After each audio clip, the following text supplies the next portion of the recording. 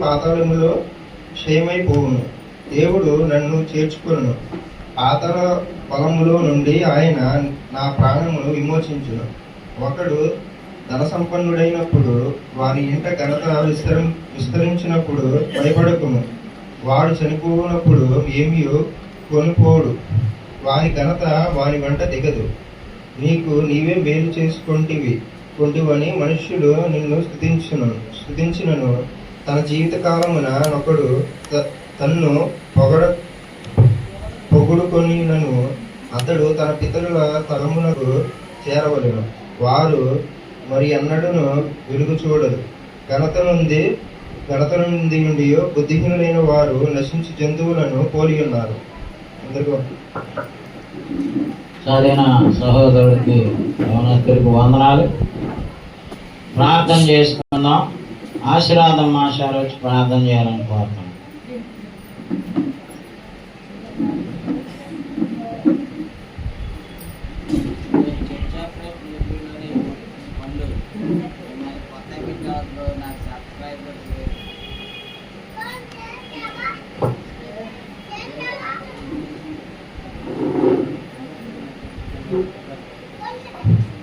ఆత్మీయ ఆహారం కొరకు ప్రార్థన చేసుకున్నాను.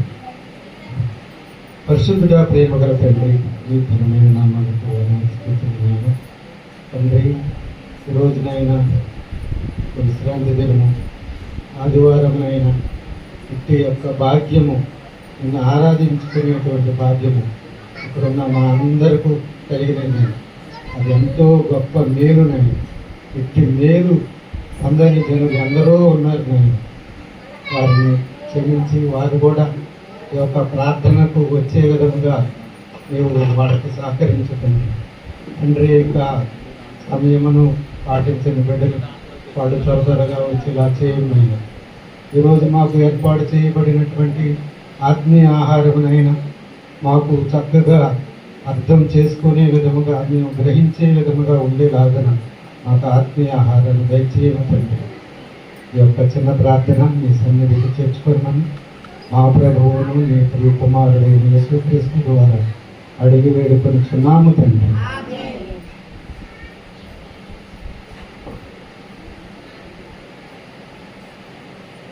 ప్రార్థనలు నడిపించిన సోదరులకు వందనాలు. దేవుని ఆరాధించడానికి వచ్చిన సహోదరులైన మీ అందరికీ నా యొక్క వందనాలు. ఈరోజు మనం నేర్చుకుపోయేటటువంటి అంశం ఎడతెగక ప్రార్థన చేయుడి అనేటువంటి అంశం.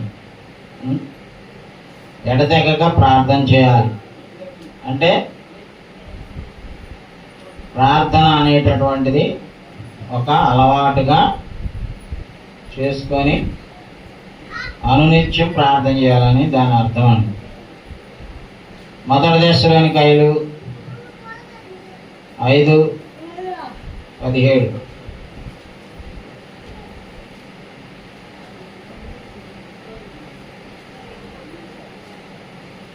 మొదటి దశలోనికాయలు పత్రిక 5వ అధ్యాయం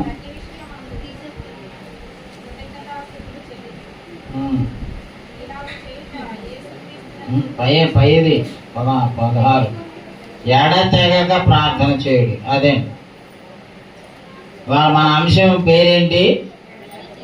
ఎడతెగక ప్రార్థన చేయాలి. యేసు ప్రభువారు ఒక ఉదాహరణ చెప్పారు లోకాసు వార్త 18వ అధ్యాయంలో. ఒక విధవరాలు ఉంది ఒక పట్టణంలో. ఆ పట్టణంలో అన్యాయస్తుడైనటువంటి న్యాయమూర్తి ఉన్నాడు. ఆ న్యాయాధిపతి దగ్గర ఆమె ఎలా మొరబెట్టుకుందో ఉదాహరణగా చెప్పారు. చదవండి 18:1 లోకాసు వార్త. వారు విసుగక నిత్యము ప్రార్థన చేయుచుండవలెనుటకు ఆయన వారితో ఈ ఉపమానము చెప్పెను. దేవునికి భయపడకయు మనుషులను లక్ష్య పెట్టకయు నుండు ఒక న్యాయాధిపతి ఒక పట్టణములో ఉండెను. ఆ పట్టణములో ఒక విధవరాలును ఉండెను.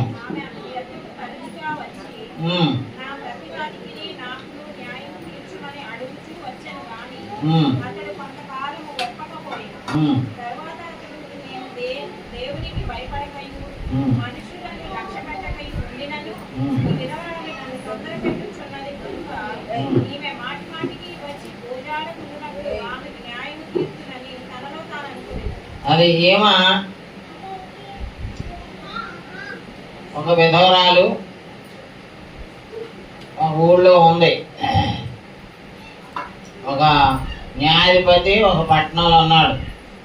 అయితే ఈ విధవరాలు ఆమె న్యాయం తీర్చమని అడుగుతుంటే తీర్చట్లా. ఆమె ఎప్పుడు రమ్మంటే అప్పుడు వస్తుంది. రేపు రమ్మన్నాడు, రేపు వస్తుంది. ఎల్లుండి రమ్మంటే ఎల్లుండి వస్తుంది. వస్తూనే ఉంది. ఎన్నిసార్లు రమ్మన్నా.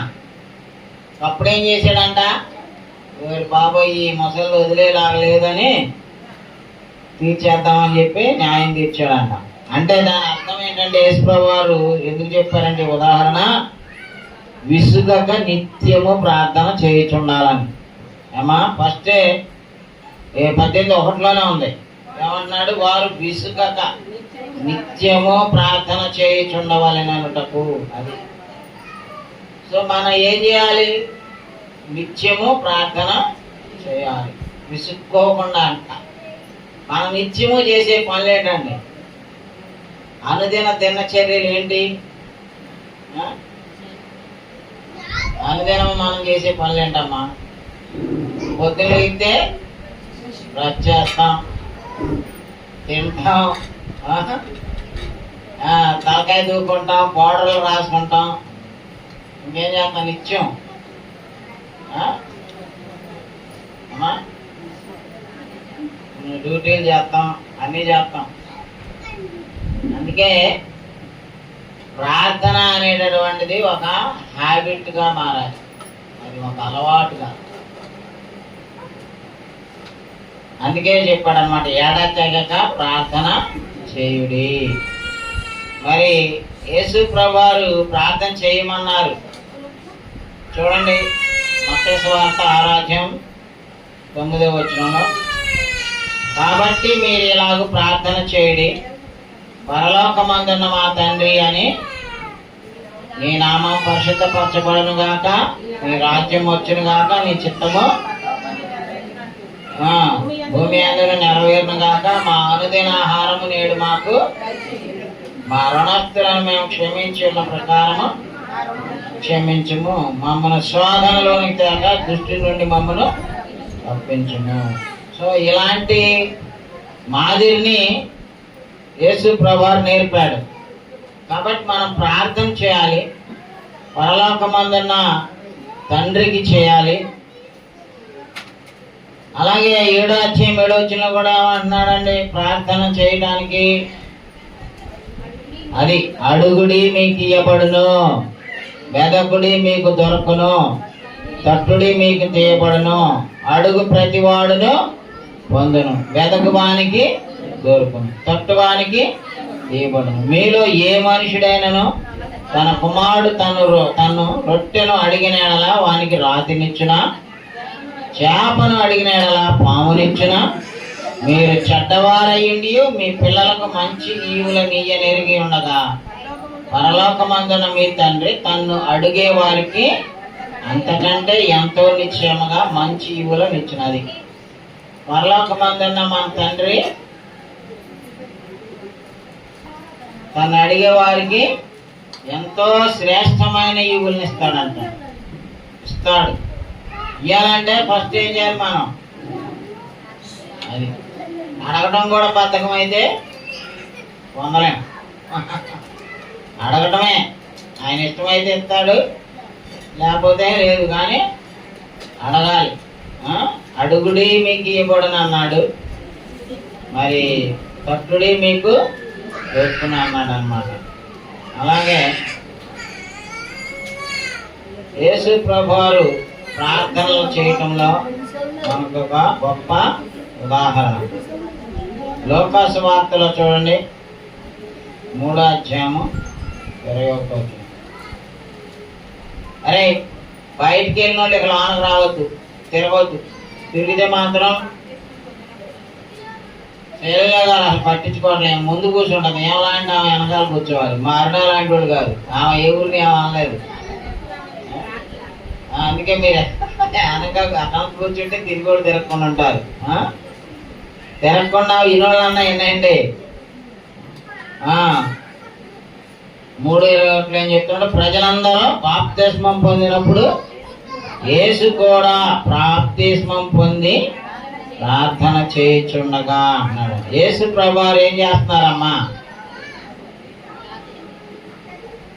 యేసు ప్రభువారు ఎవరు? దేవుడు, దేవుని కుమారుడు.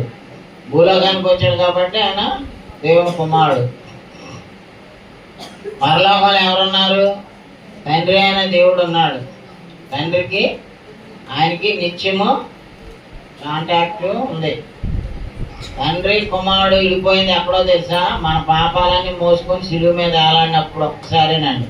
ఆ ఒక్క క్షణమే ఆయన తండ్రితో, అందుకే అన్నాడు, నా తండ్రి నన్ను ఎందుకు విడిచిపెట్టావు చెయ్యి అని చెప్పి అంటారు కదా. అక్కడ ఒకసారి మన పాపాలు ఆయన మీద వేసుకున్నందుకు పాపులతో దేవుడికి సంబంధం ఉండదండి. అందుకని ఆ ఒక్క ఇన్సిడెంట్లో తప్ప ఇక ఆల్ ద టైం ప్రతి నిమిషము తండ్రితో కుమారుడు అనుసంధానించబడి ఉన్నాడు కదా. కాబట్టి యేసు ప్రభువారు ఆయన ప్రార్థన చేసిన విషయాల్లో మనందరికీ కూడా మాదిరండి. అలాగే లోకాసు వార్తలోని 5వ అధ్యాయం 16వ వచనం చూడండి. అదిగోండి, ఎక్కడికి వెళ్తున్నాడంటే ఆయన ప్రార్థన చేయుటకు అరణ్యములోనికి వెళ్ళుచుండెను. ఎక్కడికి వెళ్తున్నాడు అంటండి? అరణ్యంలోకి ఎందుకు వెళ్తున్నాడు? ఆయన ఊళ్ళో ఉంటే ఇంటి నిండా జనమే, ఎక్కడుంటే అక్కడ జనమే. గొట్లు వచ్చేస్తున్నారు రోగాల కోసం, రొట్టెల కోసం, దెయ్యాలను పోగొట్టుకోవటం కోసం. అందుకని చెప్పి ఆయన ఏం చేశాడు? అరణ్యంలోకి వెళ్ళాడండి. ఊళ్ళో అయితే జనాల మధ్య అయితే డిస్టర్బ్ అవుతామని. మీరు కూడా, మనం కూడా పిల్లలందరూ నిద్రపోయాక ఏకాంతంగా ప్రార్థన చేసుకోవచ్చండి. పిల్లలు ఉన్నారు, చిన్న పిల్లలు, వాళ్ళు డిస్టర్బ్ చేస్తుంటారు, వాళ్ళకేం తెలియదు కదా. అందుకని ఏం చేసుకోవాలి? వాళ్ళు నిద్రపోయినప్పుడు, స్కూల్కి వెళ్ళినప్పుడు, రోజంతా ఖాళీ కదా స్కూల్కి వెళ్ళే పిల్లలు అయితే, లేదా చిన్న పిల్లలు అయితే వాళ్ళు నిద్రపోయినా. మా ఊరుసు రత్నమ్మ గారు, పెద్దయ్య గారు వాళ్ళ అమ్మగారు, మా గ్రాండ్ మదరు పనులన్నీ అయిపోయాక, వంటలన్నీ అయిపోయాక ఆమెకి 7 పిల్లలు అందండి. 7 అయ్యగారు వాళ్ళు 7 సంతానం. 7కి భర్త ఏమో పెద్దయ్య గారికి 5 ఏళ్ళు అప్పుడే చచ్చిపోయాడు అంటండి. ఆమె 7 పిల్లలకి పెళ్ళిళ్ళు చేసి అన్నీ చేసుకునేది. అన్నిట్లో ఆమెకు ధైర్యం, బలం వచ్చేది ఎక్కడో తెలిసిన ప్రార్థనలోనేనండి. ఆమె అందరూ నిద్రపోయేటప్పుడు చక్కగా ఒక ఏకాంతంగా దూరంగా వెళ్ళి ఆమె దేవుడికి మొరపెట్టుకునేదంటండి. అర్థమవుతుందా? ఒక స్త్రీ ప్రార్థనా పరురాలైతే ఆమె కుటుంబానికి ఎంత మేలో తెలుసా? ఎంతమంది ప్రార్థన చేస్తున్నారండి మీలో? ఎన్నిసార్లు చేస్తున్నారు? ఎన్నిసార్లు? తినేటప్పుడు, పడుకునేటప్పుడు, లేచేటప్పుడు, ఈ 3 అంతేగా. ఎప్పుడు పడితే అప్పుడు చేసుకోవచ్చండి. నేను వాకింగ్ చేసేటప్పుడు కూడా చేసుకుంటానే ఉంటా. కళ్ళే ముయ్యక్కర్లా, దేవుడితో మాట్లాడుకోవచ్చు. బండి దూరేటప్పుడు ప్రార్థన చేసుకుంటా. ఎనీ టైం ప్రార్థనకి ఇట్స్ ఎ హ్యాబిట్. ఎప్పుడైనా ఆల్ ద టైం అన్నమాట. ఎడతెగక ఎల్లప్పుడూ నిత్యము అన్నాడు కదండి. నిత్యము చేసుకోవచ్చండి ప్రార్థన. నిద్రపోయేటప్పుడు తప్ప పని చేసేటప్పుడు కూడా చేసుకోవచ్చండి. కళ్ళు మూసుకొనే చేయక్కర్లా, కళ్ళు తెరిచి పనులు చేస్తూనే ఉండవచ్చు. మనసు దేవుడితో మాట్లాడుకోవచ్చు. దేవుడు ఆత్మస్వరూపే కానీ ఆయన ఏమీ భౌతికమైన వ్యక్తి కాదు కదా. కాబట్టి ప్రార్థన చేయటంలో మనకి యేసుక్రీస్తుని మించిన మోడల్ ఇంకెవరు లేరండి. ఆయన ఏం చేశారంటమ్మా, ఆయన ప్రార్థన చేయుటకు అరణ్యములోనికి వెళ్ళించింది. నాకు ఒక సంవత్సరం స్టైపెండ్ రాలేదండి, స్కాలర్షిప్ రాలా. డిగ్రీ ఇక్కడ చదివేటప్పుడు ఫస్ట్ ఇయర్లో ఇంటర్ మార్కులకి డిగ్రీ మార్కులతోనే వచ్చాయి. అప్పుడు అసలు ఇచ్చేవాడు కాదు. ఈ రియంబర్స్మెంట్లు ఇవన్నీ అప్పుడు లేవు. ఏదో కొద్దో గొప్ప ఉండేది, అది కూడా రాలేదు నాకు. ఎందుకనంటే 55% దాటినోడు కంట. ఏది డిగ్రీలో డిఆర్ కాలేజీలో చదివేటప్పుడు సంగతి. ఫస్ట్ ఇయర్లో నాకు రాలా. ఇక నేను ఒక పట్టుబట్టా, ఇక ఈ జనాల్లో ఉంటే డిస్టర్బ్ అవుతాం, ఊళ్ళో ఉండకూడదని చెప్పి రోజు ఇంటికాడ అన్నం కట్టించుకొని అమ్మగారితో మా పొలం ఉండేది కదా, అక్కడికి వెళ్ళి కూర్చొని అందులో చదువుకున్నానండి. ఇక ఫస్ట్ ఇయర్ బాగా పట్టుబడి చదివాళ్ళకి సెకండ్ ఇయర్లో టోటల్ ఫస్ట్ వచ్చింది డిఆర్ కాలేజీ. ఇంకా సెకండ్ ఇయర్ నుంచి స్కాలర్షిప్ వచ్చిందండి. అర్థమవుతుందా? చదువు రావాలన్నా, చదువులో విజయం రావాలన్నా, ఇప్పుడు ఉద్యోగాలు కొట్టేవాళ్ళు రకరకాలైన టెన్షన్లు పెట్టుకొని చదివిన ఉద్యోగాలు రావాలి. అన్నిటినీ అవుట్ ఆఫ్ మైండ్. ఇప్పుడు అన్నీ వదిలేసిన సైతాన్ ఉంది కదా చేతిలో, ఫోన్ చాలదా జనాలను జడగొడటానికి. పిల్లల చదువులు నాశనం అవ్వాలన్నా, ఉద్యోగాలు కొట్టకుండా, మంచి మంచి ర్యాంకులు రాకుండా పోవడానికి టీవీలు చాలు, ఫోన్లు చాలు. ఈ లేనప్పుడే ప్రాణం హాయిగా ఉంది కదా. ఈ ఎలక్ట్రానిక్ మీడియా వచ్చాక అంతా డిస్టర్బెన్సేనండి. ఫోన్లు కూడా అందుకే చర్చిలో రాగానే ఆడ సైలెంట్లో పెట్టుకొని అసలు మ్యూట్ డెడ్ చేసుకొని రావాలి. అది మ్యూట్లో పెట్టిన టీకేమన్నా మనం డిస్టార్బ్ చేసిద్దండి సౌండ్. నేను నిద్రపోయేటప్పుడు మొత్తం క్లోజ్ చేసి పడుకుంటా. ఎందుకంటే నాకు చిన్న సౌండ్ కొయ్యి అన్నాగా నిద్రపోతాయి, చెడగొట్టిద్ది. బట్టకు పట్టితే ఈడేవాడు నాయన పతాకి సౌండ్లు వస్తాయని నేను మొత్తం కట్టేస్తా. ఎందుకంటే డిస్టర్బెన్స్ లేనటువంటి విధానంలో యేసు ప్రభువారు ప్రార్థన చేశారండి. అరణ్యంలోకి వెళ్ళి ప్రార్థన చేశారు. అలాగే ఇంకో చోట చూడండి, 6:12 కూడా చూడండి. అక్కడే ఆ దినముల యందు ఆయన ప్రార్థన చేయుటకు కొండకు వెళ్ళి దేవుని ప్రార్థించుట యందు రాత్రి గడిపినది. ప్రార్థన చేయటంలో నైట్, హోల్ నైట్ ప్రేయర్ అంటారు చూసారా. హోల్ నైట్ ప్రేయర్ అంటే జనాలందరినీ వేసుకొని డిస్టర్బ్ చేసుకుంటాం కాదు. ఇప్పుడు హోల్ నైట్ ప్రేయర్ అని మనం అందరం కూడుకున్నాం అనుకోండి, మనం అందరం ఒకరికొకరు డిస్టర్బ్ అవుతాం. ఒంటరిగా హోల్ నైట్ ప్రేయర్ చేసుకోవాలండి, అది దాని అర్థం. ఇక్కడ మన వాళ్ళందరేమో అదో ఫ్యాషన్ లాగా ఏర్పించారు. ప్రతి నెల 15వ తారీఖు హోల్ నైట్ ప్రేయర్ అని పెడుతుంటారు చాలా మంది డినామినేషన్స్ వాళ్ళు. యాక్చువల్గా హోల్ నైట్ ప్రేయర్ అయినా జనాలతో కాదు, అది ఇండివిజువల్గా పర్సనల్గా చేసుకోవాల్సినది. యేసుప్రభువారు 12 మంది శిష్యుల్ని వేసుకెళ్ళా కొండ మీదకి. ఆయనే శిష్యులను కూడా అవాయిడ్ చేసి ఆయన మాత్రమే ఒంటరిగా ప్రార్థన నైట్ అంతా ప్రార్థనలో గడిపారంటండి. తర్వాత 9వ అధ్యాయం 18 వచ్చిన ఇవన్నీ ఉదాహరణలండి. అందుకే ఇక్కడ ఎడతెగక ప్రార్థన చేయమని యేసు ప్రభువారి గురించి ప్రార్థన చేసిన వాళ్ళు యేసు ప్రభువారు. ఆయన తర్వాత ఈ పాత నిబంధనలు మోషే, యెహోషువ, హన్నా, సమూయేలు, దావీదు, దానియేలు చాలా మంది ఉన్నారండి. మళ్ళీ కొత్త నిబంధనలకు వస్తే అపోస్తలులు, సంఘాలు కూడా ప్రార్థన చేశారు. ఇప్పుడు ముందు మెయిన్ మనకి యేసు ప్రభువారిని గురించి చూసుకున్న తర్వాత పాత నిబంధనలోకి వెళ్దాం. ఒకప్పుడు ఆయన ఒంటరిగా ప్రార్థన చేయుచుండగా ఆయన శిష్యులు ఆయన యొద్దకు ఉండేది. అది యేసు ప్రభువారు ఒకప్పుడు ఏం చేస్తున్నారంట, ఒంటరిగా ప్రార్థన చేసుకుంటున్నారంట.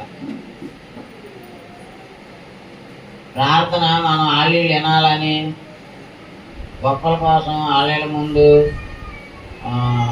చేసేటటువంటి ఎగ్జిబిషన్ కాదండి ప్రార్థన అంటే. దేవుడితో మాట్లాడుకోవడం అని, మన అవసరాలు మన బాధలు, మన పాపాలు కూడా పర్సనల్గా దేవునితో ఒప్పుకునే సందర్భం అది. అర్థమవుతుందా? ఒంటరిగా ప్రార్థన చేసుకోవటం అలవాటు చేసుకోండి. సంఘంలో ఎలాగో పురుషులు చేస్తారు, బట్ పర్సనల్గా మీరు ఇళ్ళకాడ చేసుకోవచ్చు. మీ కుటుంబాల గురించి, మీ గురించి వ్యక్తిగతంగా దేవుడితో మాట్లాడుకోవాలనేది దేవుడు కోరుకుంటున్నాడండి. తర్వాత 28వ వచనం కూడా చూడండి అయ్యా. అక్కడే ఈ మాటలు చెప్పినది మొదలుకొని ప్రమాణమే 8 దినములైన తర్వాత ఆయన పేతురును, యోహానును, యాకోబును వెంటబెట్టుకొని ప్రార్థన చేయటకు ఒక కొండ ఎక్కింది. అదండి. మళ్ళా యేసు ప్రభువారు ఇంకొకసారి కూడా కొండ ఎక్కి ప్రార్థన చేస్తున్నారు. అలాగే 11వ అధ్యాయం 1వ వచనం కూడా చూడండి. ఆయన ఒక చోట ప్రార్థన చేయుచుండెను. అది ఆయన ఏం చేస్తున్నారండి? ప్రార్థన చేస్తున్నారు. అసలు ఆయన ప్రార్థన గురించిన వర్ణన చాలా అద్భుతంగా ఉంటుందండి. ఒక చోట అది కూడా చూద్దాం. యేసు ప్రభువారు 22:32 కూడా చూడండి. లోకాసు వార్తలో ఇక్కడ యేసు ప్రభువారు మరొక గొప్ప ఉదాహరణ అండి మనకి ప్రార్థనల విషయంలో. నీ నమ్మిక తప్పిపోకున్నట్లు నేను నీ కొరకు వేడుకుంటున్నాను. నీ మనసు తిరిగిన తర్వాత నీ సహోదరులను స్థిరపరచమని చెప్పాను. అది ఏం చేశాడంట?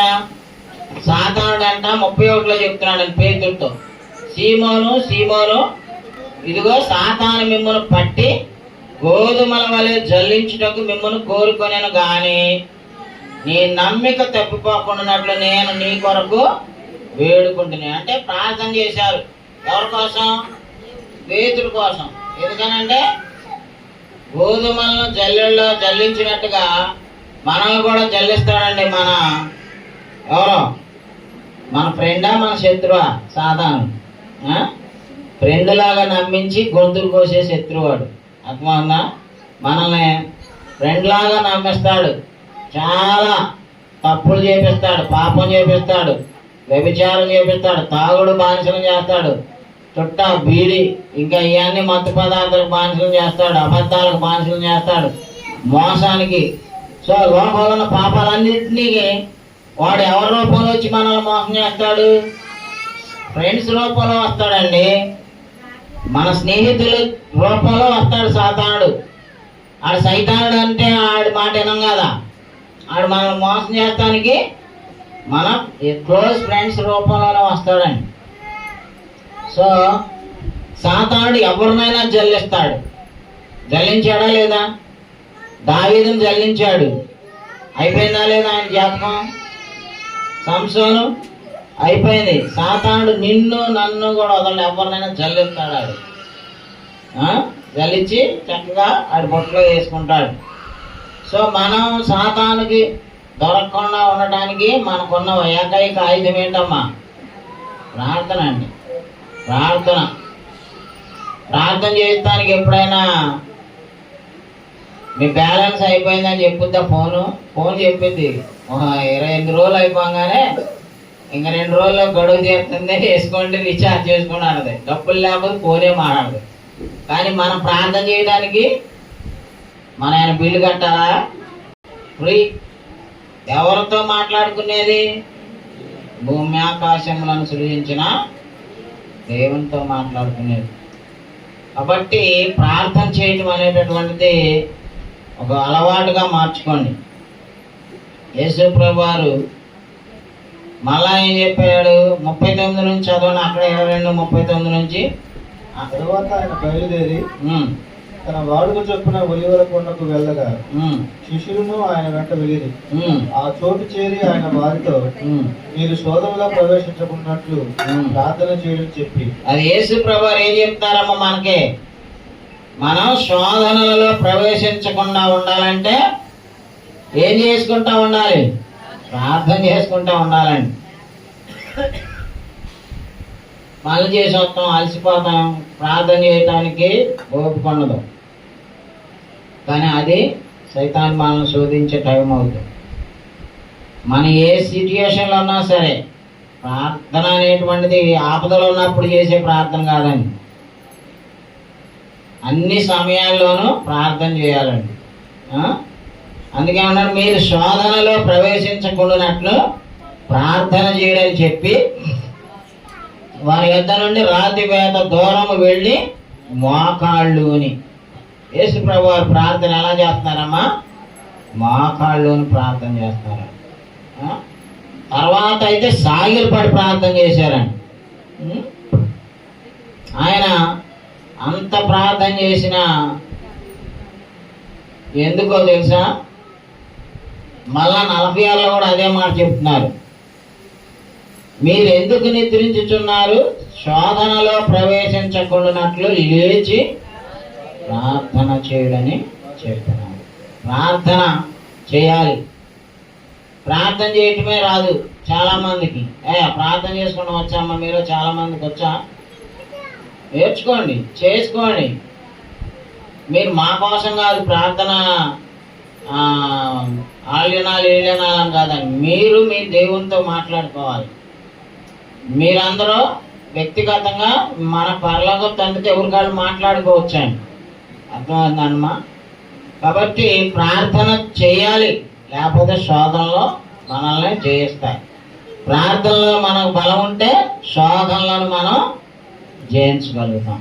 సో ప్రార్థన అనేటటువంటిది ఒక గొప్ప రెవెన్యూ అన్నమాట మనకు దేవునితో మాట్లాడుకోవడానికి. తర్వాత 23:46 చూడండి. అప్పుడు యేసు గొప్ప శబ్దంతో కేక వేసి, తండ్రి, నీ చేతికి నా ఆత్మను అప్పగించుకుంటున్నాను. అక్కడ దేవుడితో మాట్లాడాడు 7 మాటలు, అవి కూడా ప్రార్థనలే. అయితే 34లో ఏమంటున్నాడు? యేసు, తండ్రి, వీరేమి చేయుచున్నారో వీరు ఎరుగరు కనుక వీరిని క్షమించుమని చెప్పినది. ప్రార్థన అనేటటువంటిది తన శత్రువుల కోసం కూడా యేసు ప్రభు వారు చేశారు అనేటటువంటిది మనం మర్చిపోకూడదు. తర్వాత మనం పాత నిబంధనలో కొన్ని ఉదాహరణలు చూద్దాం. దేవుడికి ఇశ్రాయేలీయుల మీద కోపం వచ్చింది. ఏంటంటే విగ్రహారాధన చేశారు వాళ్ళు. దేవుడు వాళ్ళని ఐగుప్తు బానిసత్వం నుంచి విడిపించి తీసుకొస్తే మోషే 40 రోజులు పైకి వెళ్ళి కొండ మీద కూర్చొని ఆజ్ఞలు తీసుకొని వచ్చే లోపల మనవాళ్ళు ఏమైపోయారంటే చెడిపోయారు. అక్కడ 32:11 చూడండి, వాళ్ళనే చంపేస్తానంటాడు దేవుడు. అప్పుడు ఏమన్నాడో చూడండి, 9 నుంచి చదవండి. మరియు యెహోవా ఇట్లా నేను ఈ ప్రజలను చూచి ఉన్నాను, ఇదిగో వారు లోబడనలని ప్రజలు, కావున నీవు ఊరకుండుము, నా కోపం వారి మీద మండును, నేను వారిని కాల్చివేసి నిన్ను గొప్ప జనముగా చేసేదనని మోషేతో చెప్పాడు. దేవుడు మోషేకి ఒక పెద్ద ఆఫర్ ఇచ్చాడని, వీళ్ళందరినీ కాల్చేస్తాను, బూడిద చేసేస్తాను, నిన్ను మాత్రం గొప్ప జనంగా చేస్తానని మోషేతో అన్నాడండి.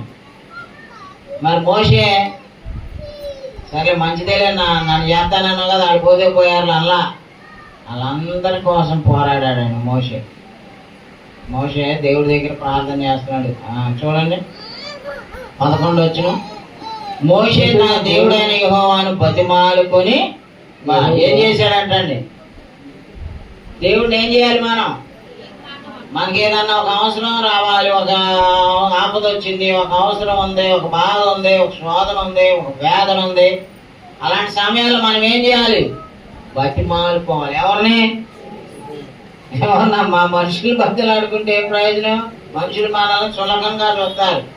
మన అవసరాలు, మన బలహీనతలో చెప్తే మనల్ని ఎదవల్లా చేస్తారు తెలుసా? నా క్లోజ్ ఫ్రెండే, ఆడు ఇంజనీరు, ఆడికి నెలకు 1,00,000 పైన జీతం, నాకు బాగా అవసరం 10,000 అడిగితే ఆడు 10,000 ఇవ్వకపోగా నాకు ఎదురు టీచింగ్ చేశాడు.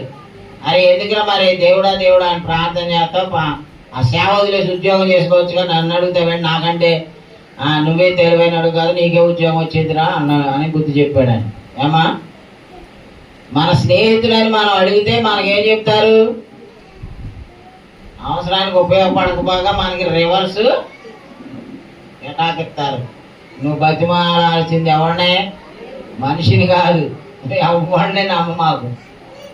ఎవరిని వాళ్ళు సాయం చేస్తారు, వీళ్ళు సాయం చేస్తారు.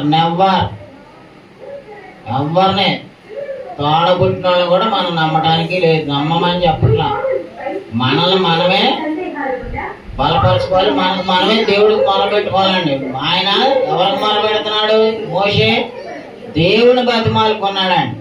దేవుడు ఏం చేశాడు? ఆయన మాట విన్నాడండి. ఒక మనిషి మాటని ఆ 20 లక్షల మందిని, 6 లక్షల కాలు బలము, వాళ్ళ భార్య పిల్లలు వాళ్ళందరూ కలిపి 20 లక్షల మందిని ఒక్క దెబ్బ కాల్ చేస్తాను అన్నోడిని దేవుడిని బతిలాడి చల్లార్చాడు. సర్లే నీ మాటని నేనే వాళ్ళని చంపాలి అని దేవుడు రిక్వైర్మెంట్ అయ్యాడు. అర్థమన్నా? ఒక మానవుడు ప్రార్థన దేవుడిని మార్చేసింది. దేవుడు ఆగ్రహం చల్లారిందమ్మా.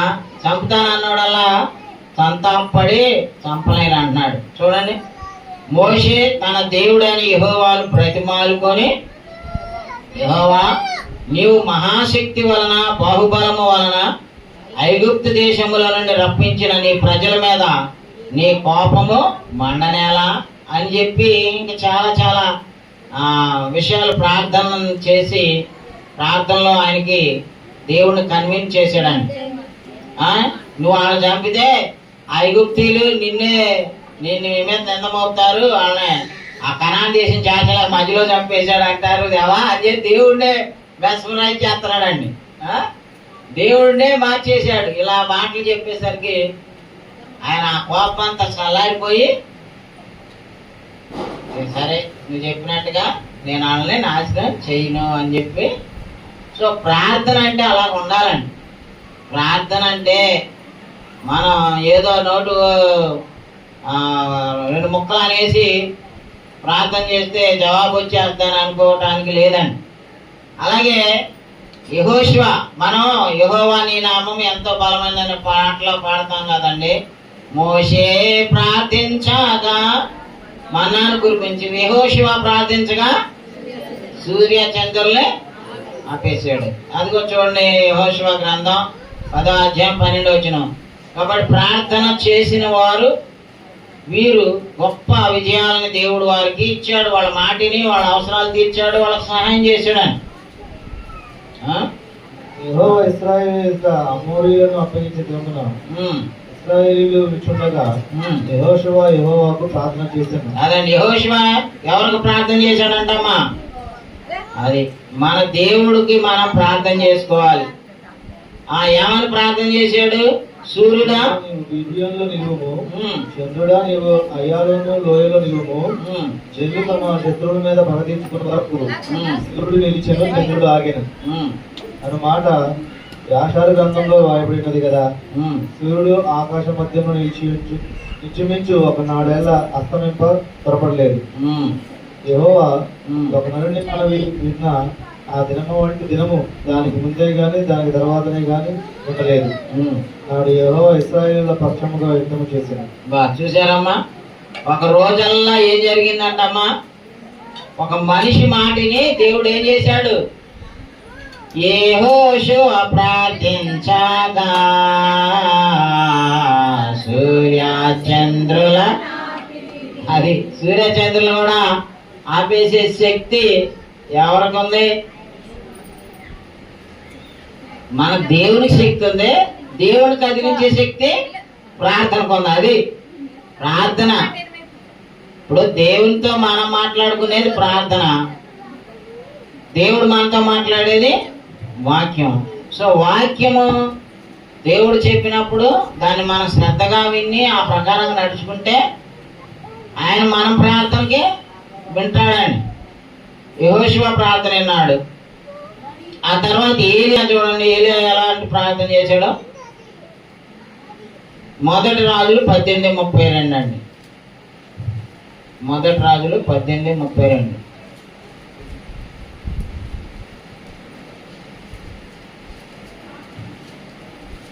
ఆ రాళ్ళ చేత యెహోవా నామమున ఒక బలిపీఠము కట్టించి దాని చుట్టూ 2 మానికల గింజలు పట్టినంత లోతుగా కందకమొకటి. ఇక్కడ అన్యజనుల పూజారులు గాను ఏలియా గారికి ఒక పందెం వేసుకున్నారండి, మాకు పోటీ వచ్చింది.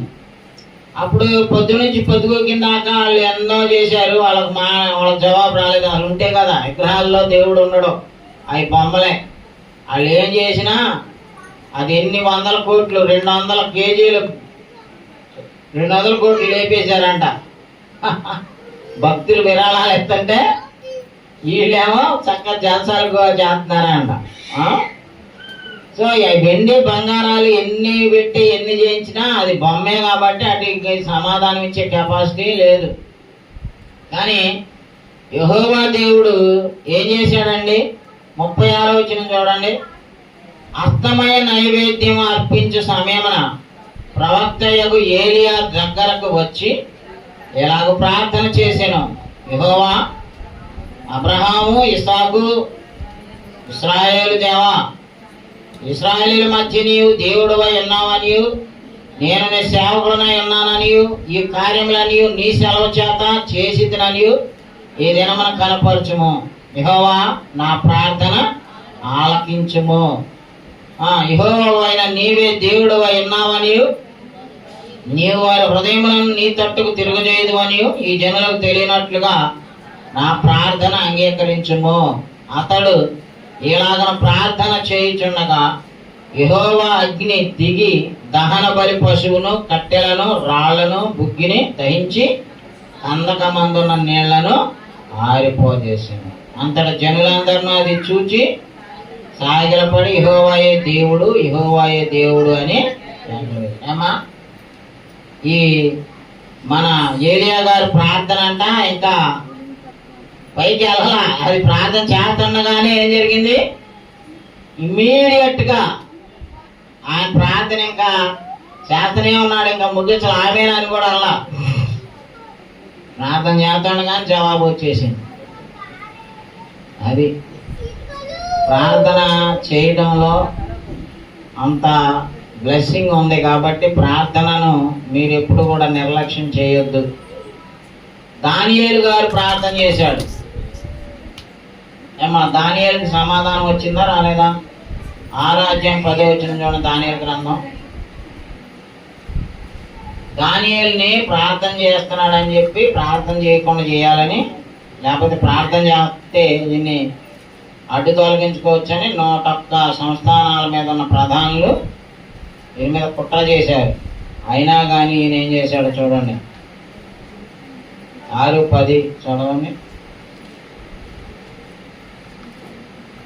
ఈ శాసనము అంతగము చేయబడినని దానియేలు తెలుసుకున్నను అతను తన ఇంటికి వెళ్ళి యథాప్రకారముగా అనుదినము 3 మోకాళ్ళ నుండి తన ఇంటి పైగది కిటికీలు యెరూషలేము తట్టునకు తెరవబడి ఉండగా తన దేవునికి ప్రార్థన చేయించు ఆయన స్తుతించుచూ వచ్చెను. చదవండి 11 కూడా. ఆ మనుషులు గుంపు కూడి వచ్చి దానియేలు తన దేవునికి ప్రార్థన చేయుటయు ఆయనను బతిమాలుకొనుటయు చూచి. అది ఏమండి, ఏం చట్టం వచ్చిందో తెలుసా? 1 నెల రోజులు ఆ రాజుగారికి తప్ప దేవుడికి ప్రార్థన చేయకూడదు, చేస్తే వాళ్ళని సింహాల గుహలో వేసేటటువంటి ఆజ్ఞ వచ్చిందండి. అలాంటి శాసనం ఉన్నప్పుడు కూడా ఏం చేశాడమ్మా చూడండి 10వ వచనం. ఇట్టి శాసనము సంతకము చేయబడినని దానియేలు తెలుసుకొనినను అతడు తన ఇంటికి వెళ్ళి యథాప్రకారముగా అనుదినము 3 మోకాళ్ళుని తన ఇంటి పైగది కిటికీలు యెరూషలేము తట్టునకు తెరవబడి ఉండగా తన దేవునికి ప్రార్థన చేయొచ్చు. ప్రార్థన చేస్తే ఏమొచ్చింది ఇక్కడ? ఈయనకి ప్రార్థన చేస్తే ఏంటి శిక్ష? సింహాలకి ఆహారం, సింహాలకే ఆహారం వేసేస్తారు ఈయన పట్టుకెళ్ళి. మరి అయినా కానీ ప్రార్థన మానేడా? మిమ్మల్ని ఎవరైనా ప్రార్థన చేస్తే సింహాల పనులు వేసేవాళ్ళు ఉన్నారా? అయినా మనం చెయ్యం. అయినా కానీ ఇంకా స్త్రీలను కొంతమంది చేస్తున్నారులేండి, స్త్రీల కోటాల్లో వచ్చి. పురుషులకైతే ఏ బాధ లేదు. అసలు ప్రార్థన చేసేవాళ్ళు ఎంతమంది ఉన్నారండి? ఎంతమందికి వచ్చి అసలు ప్రార్థన చేయటం? ప్రార్థన చేస్తే దానియేలు సింహాల గృహలో వేసి చంపుతారని సింహాలకు ఆహారం వేస్తారు అనేటువంటి చట్టం ఉంది, రాజు చేతితో ముద్రేశాడు. అలాంటి చట్టం ఉన్నా కానీ ఈయన ఏం చేశాడమ్మా, ప్రార్థన చేయటం మానలేదు. మరి వేశారు, సింహాలకు ఆహారం అయినా అవుదాం అనుకున్నాడు కానీ ప్రార్థన చేయటం మానేశాడా? మరి సింహాలనేమా తినిచ్చాడా దేవుడు? దేవుడు తినేలా, దేవుడు వచ్చి దేవదూతను పంపించి కాపాడాడు. అదొక అద్భుతమైనటువంటి సన్నివేశం. కాబట్టి అమ్మా, మనం ప్రార్థన చేయాలి, విసుగక నిత్యం ప్రార్థన చేయాలి. సంఘం ప్రార్థన చేసింది. సంఘం ప్రార్థన చేసినప్పుడు సంఘంలో దేవుని చిత్తానికి లోబడి ఉండేటటువంటి ప్రార్థన పరులుగా మనం ఉండాలండి. రోమాపత్రిక 12:12 చూడండి. రోమాపత్రిక 12:12.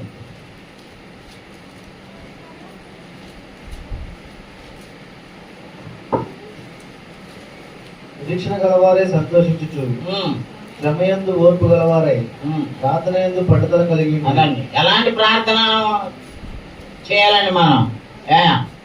పట్టుదల కలిగిన ప్రార్థన, పెర్సిస్టెన్సీ ఉండాలి. మనం అడిగేదాన్ని పొందేదాకా. దేవా నువ్వు ఇస్తేనే నిన్ను వదలనా అన్నాడు ఎవరో, యాకోబు. దీవించితేనే వదులుతాను అన్నాడు, దీవించేదాకా వదల్లా, దేవుడే పట్టేసుకెళ్ళినాడు. హన్నా గురించి, హన్నా ఎంత ప్రార్థన చేసిందమ్మా. ఆమె చాలా కాలం పిల్లలు లేరు, దేవుడి దగ్గరికి వచ్చి ప్రార్థన చేసుకుంది. ఇచ్చాడా లేదా? అది రైతురింబాగల్లో ప్రార్థన చేసుకుంది. ఇంకొక అన్న అనే ప్రవక్త. కాబట్టి మనం ఎప్పుడూ కూడా ప్రార్థన అనేటటువంటిది చిన్న విషయం కాదు. అది ప్రపంచాన్ని తలకిందులు చేయగలిగిన గొప్ప పనులు చేసేది ప్రార్థన దగ్గరేనండి. ప్రార్థనలోనే అవుతాయి. కీర్తన గ్రంథం 46 చూడండి.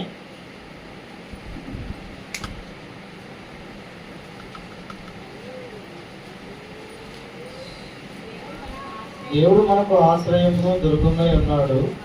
ఆపత్కాలంలో ఆయన నమ్ముకొనదగిన సహాయకుడు. అది మనం ఎందుకని ఆయన ప్రార్థన చేయాలంట? ఆయన నమ్ముకొనదగిన సహాయకుడు. ఆపత్కాలములలో ఆయన నమ్ముకొనదగిన సహాయకుడు. మనం నమ్మదగిన సహాయకుడు మన దేవుడేనా. మనుషులు ఎవరిని నమ్ముకోకూడదు. మన ఆపదల్లో ఆయన దగ్గరే మొరబెట్టుకొని ప్రార్థన చేసుకోవాలి. ఆయనకు మించినటువంటి నమ్ముకొని తగినోడు ఎవరైనా ఉన్నారంటే దేవుడే. ఆయన ఏ రీతిగానైనా సహాయం చేస్తాడండి, ఎట్లయినా సహాయం చేస్తాడు. దేవుడికి అసాధ్యమేమీ లేదు. సో దేవుడు చెప్పిన మాటలు మనం విన్ని చేస్తే దేవుడు మనల్ని ఆశీర్వదిస్తాడండి. చూడండి, యాకోబు పత్రికలో ఇంకోటి చెప్తున్నాడు మన యాకోబు గారు. మనకి ప్రార్థన కొన్నిసార్లు ప్రార్థనకు జవాబులు రావండి. ఆయన ఇష్టమైతే వెంటనే జవాబిస్తాడు. ఆయన చిత్తంలో ఆలస్యం చేయాలనుకుంటే ఆలస్యం చేసి మరి జవాబిస్తాడు. లేకపోతే ఆయనకి ఇష్టం లేదనుకో అసలే ఇవ్వడం, నో చెప్తాడు. ప్రార్థనకి 3 రకాలైన ఆన్సర్స్ ఉంటాయి దేవుడి దగ్గర. నెంబర్ 1 ఇమ్మీడియట్గా నువ్వు అడిగింది ఇచ్చేస్తాడు. నెంబర్ 2 వెయిట్ అంటాడు, ఆలస్యం చేయమంటాడు. నెంబర్ 3 నో అంటాడు, ఎస్ నో వెయిట్. ఈ 3 ఉంటాయి దేవుడి దగ్గర నుంచి నీకు నాకు వచ్చే ఆన్సర్స్. అర్థమవుతుందా? మనం ఇవాళ ప్రార్థన చేయగానే తెల్లారిపాటికే అయిపోవాలని అడగకూడదండి. దానికి దేవుడి చిత్తం అవ్వాలి. అందుకే చూడండి, యాకోబు పత్రిక 4:3 చదవండి అయ్యా. మీరు అడిగినట్లు మీ భోగముల నిమిత్తము వినియోగించుటకై దురుద్దేశంతో అడుగుదురు, కనుక మీకేమీ దొరకలేదు. అది మనం అడిగే వాటిని ఏ ఉద్దేశాలతో అడిగితే దొరకవంట. మరి దురుద్దేశాలతో అడగొచ్చా? దురుద్దేశాలతో అడుగుతున్నావా? సదుద్దేశాలతో అడుగుతున్నావా? దురుద్దేశాలతో అడగమాకండి. అది సదుద్దేశమై దేవుడి చిత్తంలో మంచిదైతే ఇస్తాడు. దేవుడిని అడగాల్సినవి అడగాలి. దేవుడికి ఇష్టం లేనివి మన లోపల దురుద్దేశాలు పెట్టుకొని, నేను దొంగతనానికి వెళ్తున్నా పోలీసులు పట్టుకోకుండా చూడు అని ప్రార్థన చేయొచ్చా? నేను మర్ర చేస్తున్నా కాబట్టి ఎవడికి దొరకకుండా చేయాలి, కాపాడని తిరుపతి వెళ్ళి గుడి కొట్టించుకున్నాడు ఒకడు. పెళ్ళాన్ని ఇంటికాడ చంపేసి తిరుపతి వెళ్ళి చక్కగా నాకు తెలియదు మా ఆవిడని ఎవరు చంపాడా అనుకోండి, ఆళ్ళ మీద కీళ్ళ మీద పోతే నీటి చక్కగా గుండు కొట్టించుకొని ఎటేటో తిరుగుతున్నాడు. అంటే వీడు మర్ర చేసేస్తే దేవుడు అని పట్టకూడదంట. అలాంటి ప్రార్థన చేయొచ్చా? దురుద్దేశాలు మీరు అడిగినను మీ భోగముల నిమిత్తమై వినియోగించుటకై దురుద్దేశంతో అడుగుదురు కనుక మీకేమీ దొరకటలేదు. వ్యభిచారులారా, ఈ లోక స్నేహము దేవునితో వైరమని మీరు ఎరుగరా? కాబట్టి ఎవడు ఈ లోకముతో స్నేహము చేయకూడనో వాడు దేవునికి శత్రువు అగును. అది లోక స్నేహం చేసేవాళ్ళు దేవుడి దగ్గర నుంచి అది కావాలి ఇది కావాలని అడిగితే అది పొందలేం. భోగేచ్ఛ నిమిత్తం వినియోగించడానికి దురుద్దేశాలతో ప్రార్థన చేస్తే పొందలేం. నీకు దేవుడు ఏదైతే ఇచ్చాడో దేవుని పని కొరకు వాడు. దేవుడు నీకు ఇవ్వడానికి రెడీ. దేవుడు నీకు ఇచ్చిన దాన్ని నువ్వు దేవుని కొరకు వాడకుండా దురుద్దేశాలు కూడావనుకో, నీకు ఆశీర్వాదం కూడా శాపంగా అయిపోతాయి. అందుకే ప్రార్థన చేసేటప్పుడు కూడా ఎలాంటి ప్రార్థన చేయకూడదో చెప్తున్నాడు కదా. ఏం చెప్పాడు? మీరు అడిగిన మీ భోగముల నిమిత్తమై వినియోగించేటందుకు దురుద్దేశాలు తగులుతున్నారు కనుక మీకు దేవుడు ఇవ్వడం అంటున్నాడు. అలాగే ఇర్మియాతో కూడా చెప్తున్నాడండి. ఇర్మియా, దేవా ఇశ్రాయేలీయులకి సాయం చేయి, అది చేయి అని ప్రార్థన చేస్తున్నాడు. ప్రార్థన చేస్తున్న ప్రవక్తకి దేవుడు ఏం చెప్తున్నాడు చూడండి. 14:11 10 నుంచి చదవండి. యెహోవా జనులతో ఈ మాట సెలవిస్తున్నాడు, ఈ జనులు తమ కాళ్లకు అడ్డము లేకుండా తిరుగులాటకు ఇచ్చగలవారు గనుక యెహోవా వారిని అంగీకరింపడు. ఇప్పుడు ఆయన వారి అక్రమములను జ్ఞాపకము చేసుకును, వారి పాపములను బట్టి వారిని శిక్షించును. మరి యెహోవా నాతో ఇట్లా నేను అది ప్రవక్తతో అంటున్నాడంట దేవుడు. మరియు యెహోవా నాతో ఇట్లా నేను వారికి మేలు చేయమని ఈ ప్రజల నిమిత్తము ప్రార్థన చేయొద్దురు బాబు అన్నాడు. ఎందుకంటే వాళ్ళు పాపాలు చేస్తానికి కాళ్ళకి అడ్డం లేకుండా పిచ్చలవిడిగా పాపం చేస్తున్నారంట. దేవుని భయం లేదు, దేవుని ఆరాధన అంటే లెక్కలేదు. దేవుడు చెప్పినట్లుగా ఆజ్ఞలు కైకొనకుండా తిరుగుతున్నారంట. ఏం చెప్తున్నాడు 10వ వచనంలో? ఈ జనులు తమ కాళ్లకు అడ్డము లేకుండా తిరుగులాడుటకు ఇచ్చగలవారు గనక యెహోవా వారిని అంగీకరించడం, వారి అక్రమాలని జ్ఞాపకం చేసుకొని వాళ్ళని శిక్షిస్తాను అన్నాడండి. ఏమన్నాడు? ఇప్పుడు ఆయన వారి అక్రమములు జ్ఞాపకం చేసుకొను, వారి పాపములను బట్టి వారిని శిక్షించుతాడు. ఇంకా అలాంటప్పుడు శిక్షకార్హతమైన వాళ్ళ కోసం క్షమించమని ప్రార్థన చేస్తే క్షమించడు. అర్థమవుతుందమ్మా?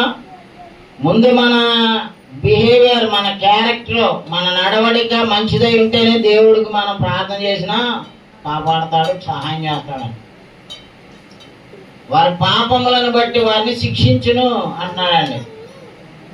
వీళ్ళ కోసం నువ్వు నాకు ప్రార్థన చేయొద్దు ఓ ఇర్మియా అని ఇర్మియాకు వార్నింగ్ ఇచ్చేసాడండి. అర్థమైందా?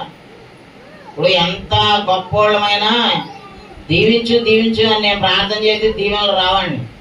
మీ ప్రవర్తన బట్టే మీకు ఆశీర్వాదాలు వస్తాయి, గుర్తుపెట్టుకోండి. మేము చేస్తాం, దీవించమనే చేస్తాం.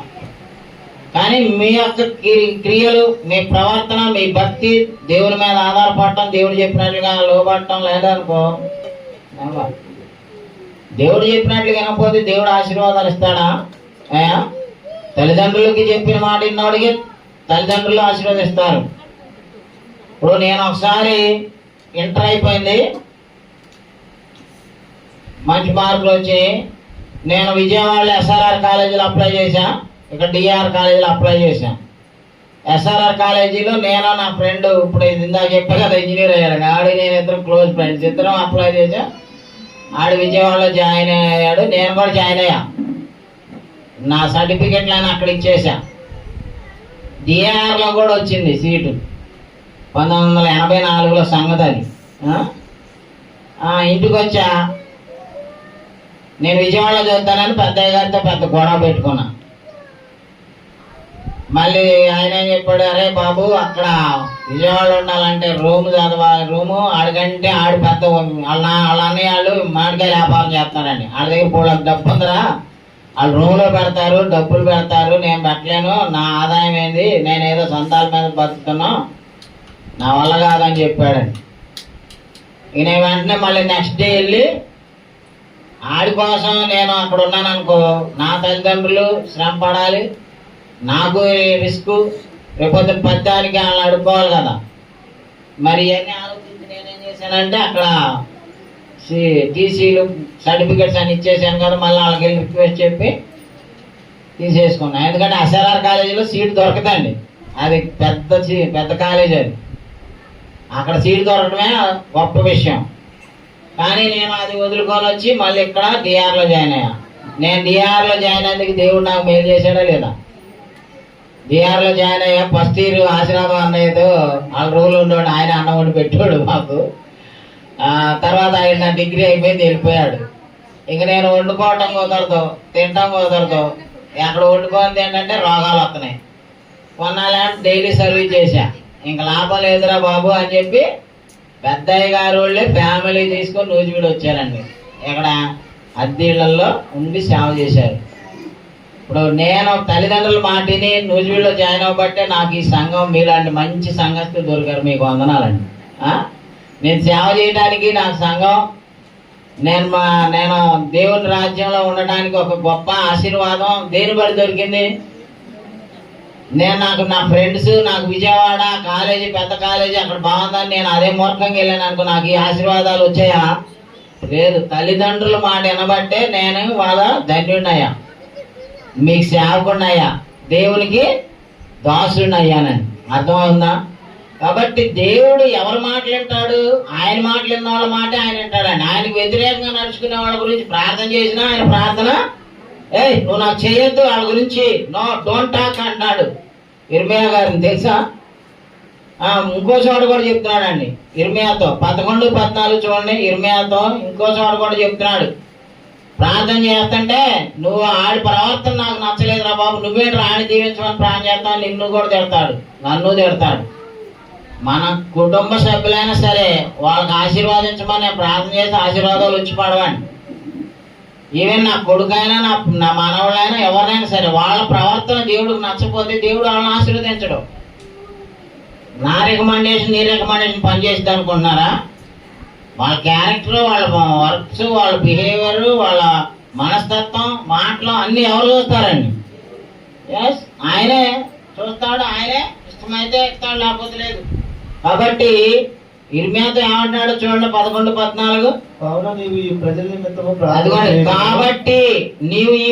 నిమిత్తము ప్రార్థన చేయొద్దు, నాకు వారి నిమిత్తము మొర్ర పెట్టకము, ప్రార్థన చేయకము, వారు తమ కీడును బట్టి నాకు మొర్ర పెట్టినప్పుడు నేను అది చెడు పనులు చేసుకుంటా, దేవా నన్ను కాపాడు, దేవా నన్ను ఆశీర్వదించి, దేవా నన్ను ఇచ్చే నాకు అది ఇది అంటే రాదండి. ఫస్ట్ ఆఫ్ ఆల్ దేవుడు చెప్పింది చేసుకోవాలి. దేవుడు మన మొరలో వినడంట. ఎప్పుడు వినడో తెలుసా? 59వ అధ్యాయం చూడండి, ఫస్ట్ వచ్చిన యెషయా గ్రంథంలో ఏమంటున్నాడో తెలుసా? విననేరకి ఉండునట్లు యెహోవా చెవులు మందము కాలేదు, రక్షింపనేరకి ఉండునట్లు యెహోవా హస్తము పురచ కాలేదు. కానీ ఎందుకని మనకి జవాబులు రావో తెలుసా? అది చెప్తున్నాడు అక్కడ, చదవండి. 59:1. అదే రక్షింపనేరకుండునట్లు యెహోవా హస్తము కొరచు కాలేదు, విననేరక ఉండునట్లు ఆయన చెవులు మందం కాలేదు. మీ దోషములు మీకును మీ దేవునికి అడ్డముగా వచ్చెను, మీ పాపములు ఆయన ముఖమును మీకు మరుగుపరిచెను గనుక ఆయన ఆలకింపుకున్నాడు. అబ్బా, అది మన ప్రార్థనలు జవాబు రావట్లేదు, మనం అనుకున్నది జరగట్లేదు, రివర్స్ వెళ్తుందంటే ఏంటి? మన పాపములు దేవునికి మనకి మధ్యలో అడ్డంగా వస్తుంది. సో ఆయన ఆలకించడు. ఆయన అవసరమైనప్పుడు ఆపదలు ఉన్నప్పుడు ఆదుకోడు. ఆదుకోవాలంటే ఆయనకు అందుబాటులో ఉండేవాడిని ఆదుకుంటాడండి. ఆయన చెప్పిన మాటలు వినేవాడిని, ఆయనకి లోబడిన వాడిని, ఆయనకి ఇష్టమైన వాడిని ఆయన ఆదుకుంటాడు. రక్షింపనేరకి ఉండినట్లు యెహోవా హస్తము కొరచ కాలేదు అంటున్నాడు. కాబట్టి అమ్మా, మళ్ళా ప్రతి ఒక్కరు కూడా ప్రార్థన చేయాలి. ప్రార్థన చేసే వ్యక్తులు మంచి భక్తులై ఉండాలి, నీతిమంతులై ఉండాలి, దేవునికి ఇష్టలై ఉండాలి. ఆ అడిగేది కూడా ఏది పడితే అది దురుద్దేశాలతో భోగాల నిమిత్తం అడగకూడదు. అందుకే మనం 1 పేతురు 3వ అధ్యాయం చూడండి, 10 నుంచి. పేతురు రాసిన 1వ పత్రిక 3వ అధ్యాయం 10 నుంచి. జీవమును ప్రేమించి మంచిదినములు చూడగోరువాడు చెడ్డదాన్ని పలకకుండా తన నాలుకను, కపటపు మాటలు చెప్పకుండా తన పెదవులను కాచుకొనవలెను. అతడు కీడు నుండి కలిగి మేలు చేయవలెను, సమాధానం వెతికి దాన్ని వెంటాడవలెను. ప్రభువు కన్నులు నీతిమంతుల మీదను, ఆయన చెవులు వారి ప్రార్థనల వైపునను ఉన్నవి గాని ప్రభువు ముఖము కీడు చేయి వారికి విరోధంగా ఉన్నది. అది ప్రభు కన్నులు ఎవరి మీద ఉంటాయి? నీతిమంతుల మీద ఉంటాయండి.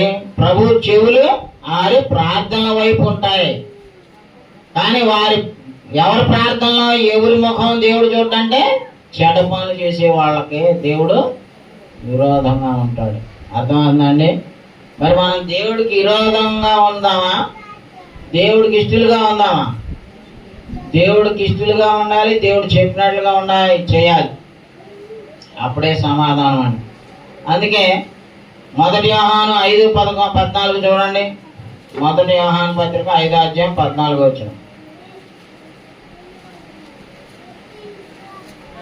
ఆయనను బట్టి మనకు కలిగిన ధైర్యం ఏమనగా, ఆయన చిత్తానుసారముగా మనం ఏది అడిగినను ఆయన మన మనవి ఆలకించునన్నది. అదే మన ప్రార్థన. మనం అడిగేది ఆయన చిత్తానుసారంగా ఉండాలా వద్దా? ఉండాలి. ఆయన చిత్తానుసారంగా ఉంటే ఆయన మనకు జవాబిస్తాడు. మరి ఇప్పుడు మనం చెరసాలలో వేసిన సంకెళ్ళు బిగించిన ఎవరు ప్రార్థన చేశారు? సంఘం. అది సంఘం కూడా ప్రార్థన చేసే సంఘం అయితే ఆ దైవజనులకి మేలు జరుగుతుందండి. ఏమా? సంఘం ఏం చేస్తుంది? సంఘం ఏం చేస్తుందని ఉంది 12వ అధ్యాయం ఏంటి? అపోస్తుల కార్యాల్లో 12:5 చూడండి. సంఘము ఇలాంటి సంఘం అయితే దేవుడు ఆశీర్వదిస్తాడండి.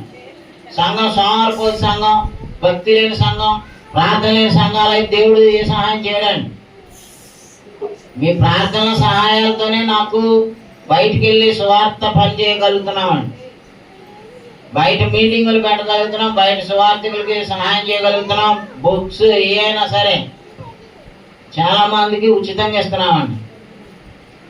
ఎప్పుడైనా దేవుడు పని చేయడానికి దైవజనుడికి శక్తి వస్తుందంటే మీ అందరు ప్రార్థనలేనండి. పేతురుని చెరసాలలో సంఖ్యలు ఇప్పింది పేతురు కాదండి. పేదరి సత్యుడిని చెప్తున్నాడు, రేపు ఎల్లాంటి చచ్చిపోతానో మేము హాయి నిద్రపోతున్నాడు మనోడు. పోతే పోతాం, దేవుడి దగ్గర ఉంటాం హ్యాపీగా అని చెప్పి. సంఘం ఏం చేస్తుందంట? 12:5 చూడండి. పేతురు చెరసాలలో ఉంచబడెను, సంఘమైతే అతని కొరకు అత్యాసక్తితో దేవునికి ప్రార్థన చేసింది. అబ్బా, సంఘం ఏం చేస్తుందంట? చెరసాలలో ఉన్నోడు కోసం సంఘం ప్రార్థన చేస్తుంది. చెరసాలలో ఉన్నోడు మాత్రం నిద్రపోతాడు. సంఘం ఏం చేస్తుంది? దేవుడు నిద్రపోని. ఇట్లా సంఘం ఏం చేస్తుందండి? పరలోకాన్ని నిద్రపోనిట్లేదండి. సంఘం మొరబెడుతుంది. ఒకరి తర్వాత ఒకరు గొలుసు కట్టి ప్రార్థన చేస్తున్నారు 1 by 1. పేతురుని తీసుకొచ్చి తలుపు కొట్టేదాకా చేస్తూనే ఉన్నారంట. చూడండి అక్కడ 12 వచ్చింది చూడండి. 12 ఇట్లు ఆలోచించుకొని అతడు మారు పేరు గల యోహాను తల్లి అయిన మరి ఇంటికి వచ్చాను. అక్కడ అనేకులు కూడి ఏం చేస్తున్నారు? అదే అలా శాతం అయింది ఏంటి? ప్రార్థనేనండి.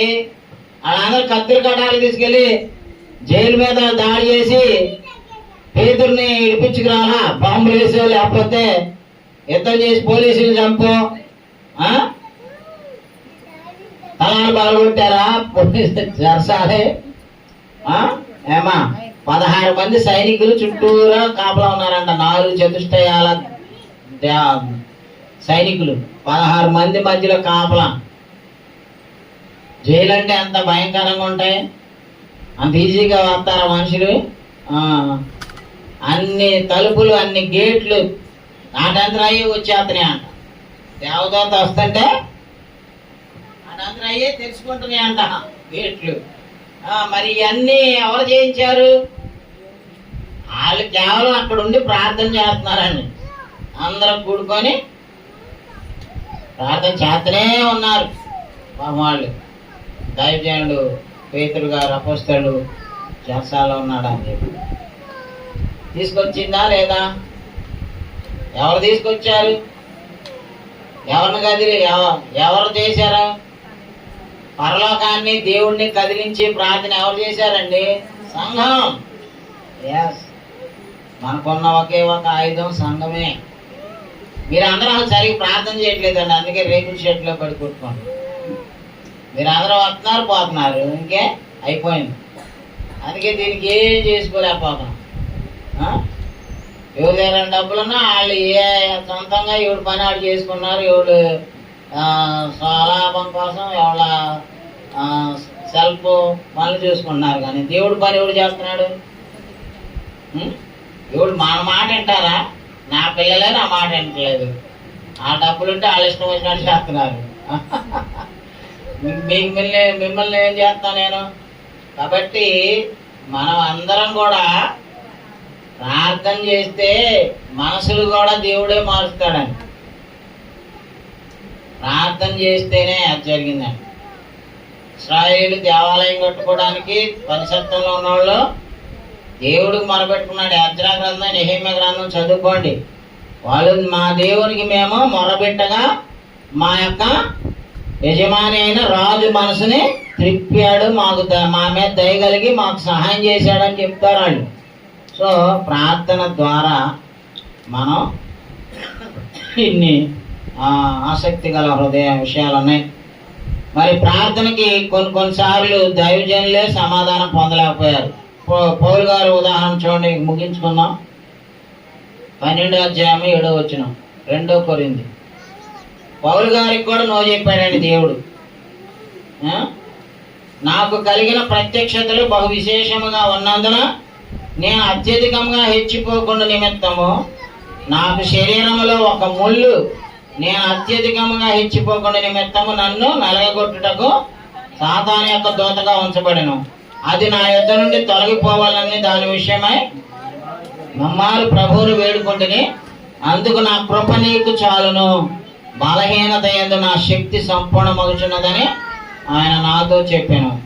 కాగా క్రీస్తు శక్తి నా మీద నిలిచిండి నిమిత్తము విశేషముగా నా బలహీనతలందే బహు సంతోషంగా అతిశయపడుదును. నేనెప్పుడు బలహీనుడను అప్పుడే బలవంతుడను గనుక క్రీస్తు నిమిత్తము నాకు కలిగిన బలహీనతలలోను, నిందలలోను, ఇబ్బందులలోను, హింసలలోను, ఉపద్రవములలోను నేను సంతోషించున్నాను. పౌలు గారికే నో చెప్పాడు దేవుడు. ఆయన శరీరంలో ఒక ముళ్ళు ఉందండి. ఆయనకి గుడ్డోడు అయిపోయాడు కదా. ఆ దేవుడు కనపడినప్పుడు ఆ వెలుగుకి ఆ గుడ్డితనము అలాగే ఉండిపోయింది. తర్వాత కూడా చచ్చిపోయేదాకా కూడా ఆయనకి అది తీసేయడం సరే కనపడదు. ఆ యొక్క ముళ్ళుని తీసేయమంటే నో అన్నాడు దేవుడు. నా కృప నీకు చాలు, నీకేది బలహీనతో దాన్ని నేను బలంగా మార్చుతాను, నువ్వు నన్ను అడగొద్దు అని చెప్పి నో చెప్పాడండి. కాబట్టి అయ్యా, మనం ఎంత భక్తులమైనా ఎంత గొప్పవాళ్ళమైనా దేవుడి చిత్తాన్ని బట్టి మనం అడగాలి. దేవుడికి ఇష్టమైతేనే సహాయం చేస్తాడు. లాస్ట్గా యాకోబు పత్రిక 5వ అధ్యాయం 13 నుంచి చదివి ప్రార్థన చేసుకున్నాం. ప్రభుత్వ పోయిన కార్యక్రమంలోకి వెళ్దాం. మీలో ఎవరికైనాను శ్రమ సంభవించినా అతడు ప్రార్థన చేయవలెను. ఎవరికైనాను సంతోషం కలిగినా అతడు కీర్తనలు పాడవలెను. మీరు ఎవడైనాను రోగి అయి ఉన్నాడు, అతడు సంఘ పెద్దలను పిలిపింపవలెను. వారు ప్రభునామమున అతనికి నూనె రాసి అతని కొరకు ప్రార్థన చేయవలను. విశ్వాస సహితమైన ప్రార్థన ఆ రోగిని స్వస్థపరచును. ప్రభు అతని లేపును. అతడు పాపములు చేసిన వాడైతే పాప క్షమాపణ పొందును. మీ పాపములను ఒకరితోనొకడు ఒప్పుకొనుడి, మీరు స్వస్థత పొందినట్లు ఒకరి కొరకు ఒకడు ప్రార్థన చేయుడి. నీతిమంతుని విజ్ఞాపన మనపూర్వకమైనదై బహు బలం గలదైండును. ఏలియా మన వంటి స్వభావం గల మనుషుడే. వర్షింపకుండునట్లు అతడు ఆసక్తితో ప్రార్థన చేయగా 3.5 సంవత్సరముల వరకు భూమి మీద వర్షింపలేదు. అతడు మరలా ప్రార్థన చేయగా ఆకాశము వర్షమిచ్చెను, భూమి తన ఫలము ఇచ్చెను. అండి, ఎంత గొప్ప విజయం ఉందని ప్రార్థనలో. అతడు మరలా ప్రార్థన చేయగా వర్షం కురిపించాడు దేవుడు. వర్షం కురిపియద్దని ప్రార్థన చేస్తే వర్షాన్ని కురిపియలేదు. కాబట్టి మీలో సంతోషంగా ఉంటే కీర్తన పాడుకోండి అన్నాడు. ఎవరికైనా శ్రమ వస్తే ప్రార్థన చేయమన్నాడు. మీరు ఎవరైనా రోగి ఉన్నాడా, సంఘ పెద్దలను పిలిపించుకొని ప్రార్థన చేయించుకోమన్నాడు. సో ప్రార్థన ఇదే most valuable and important weapon. మనకు దేవుడు ఇచ్చినటువంటి గొప్ప ఆశీర్వాదం ప్రార్థన అనేటువంటి వేదిక. సో ప్రార్థన చేసుకుందాం, దేవుడు మనకు అన్నీ దయచేస్తాడు. ఆమేన్ చెప్పండి. Thank you. God bless.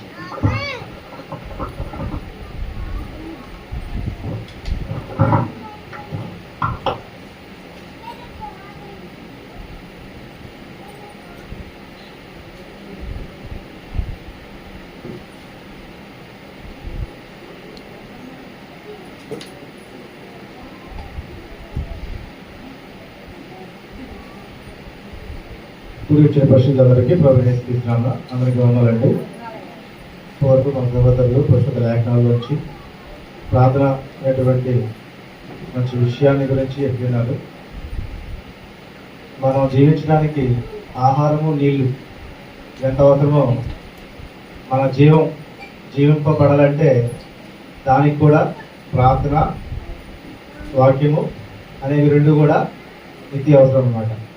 కాబట్టి మన జీవితంలో అవి రెండు లేకపోతే, ఆహారం నీళ్ళు ఎలా లేకపోతే మనం జీవం లేని వారికి ఉంటామో, అలాగే మనం బతికి ఉండి చనిపోయే వరకు ఈ వాక్యము, ప్రార్థన అనేటువంటివి ఈ జీవానికి అది ప్రాముఖ్యం అనమాట. కాబట్టి ఇటువంటి మంచి విషయాన్ని సహోదరులు సంఘాన్ని తెలియపరిచినందుకు సంఘం తరఫున సహోదరులకి వందనాలు తెలియజేస్తున్నాను. మరి ఆరాధన